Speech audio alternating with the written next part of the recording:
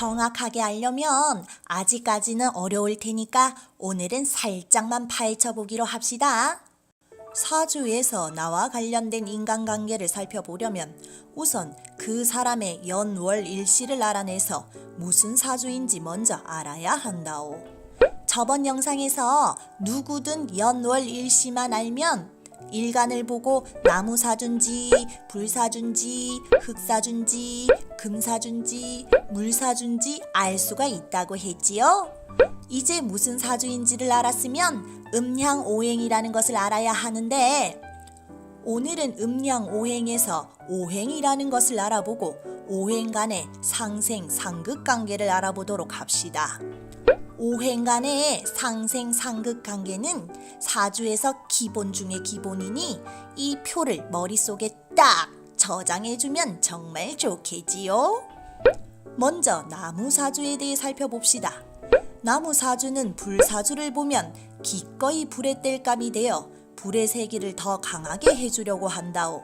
즉 나무는 불을 도와주려고 하지. 그래서 나무와 불은 서로 상생관계라고 해요. 하지만 나무사주는 금사주와는 상극이요. 왜냐면 자신을 뵐 수도 있기 때문이지. 그리고 불사주에 대해 살펴봅시다. 불사주는 흙사주를 보면 기꺼이 재가 되어서 흙에게 거름이 되려고 해요. 즉 불은 흙을 도와주려고 하지. 그래서 불과 흙은 서로 상생관계라고 한다오. 하지만 불사주는 물사주와는 상극이에요. 왜냐하면 자신을 꺼트릴 수도 있기 때문이지요. 그리고 흙사주에 대해 살펴봅시다. 흙사주는 금사주를 보면 기꺼이 뭉쳐져서 돌이 되려고 한다오. 즉 흙은 금을 도와주려고 하지. 그래서 흙과 금은 서로 상생관계라고 해요. 하지만 흙사주는 나무사주와는 상극이요. 왜냐하면 나무 뿌리가 자신을 흩뜨리려고 하기 때문이지. 그리고 금사주에 대해 살펴봅시다. 혹시 안반수라는 말을 들어봤나요? 금은 안반수를 생성해서 조금이라도 물의 줄기를 늘려주려고 하지. 즉 금은 물을 도와주려고 해요. 그래서 금과 물은 서로 상생관계라고 한다오. 하지만 금사주는 불사주와는 상극이에요. 왜냐하면 불이 자신을 녹일 수도 있기 때문이지. 그리고 물사주에 대해 살펴봅시다. 물은 나무가 쑥쑥 자라게끔 한다오. 즉 물은 나무를 도와주려고 하지. 그래서 물과 나무는 서로 상생관계라고 해요. 하지만 물사주는 토사주와는 상극이요.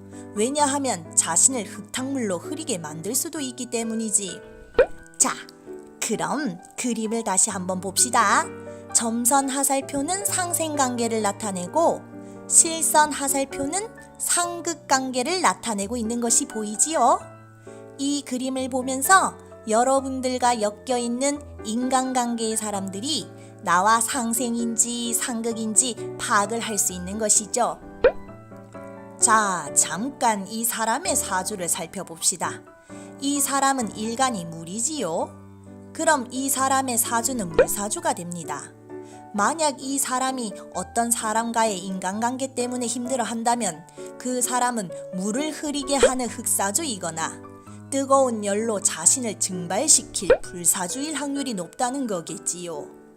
그러니까 어떤 사람 때문에 내가 괴로운 일이 있으면 저 사람은 왜 저럴까 하고 괴로워 말고 그냥 나랑 상극관계여서 그런가 보다 라고 생각하고 받아들이면 속이 편하답니다. 아, 내가 저 사람과 상극관계여서 힘든 거구나, 그런 거구나 하고요. 이 세상의 모든 사람들은 다 상생상극의 인간관계 속에서 살아가니까 나를 괴롭히는 사람이 있는가 하면 나를 도와주는 사람들도 있답니다. 그럼 우리는 또 다음 영상에서 봅시다. 안녕!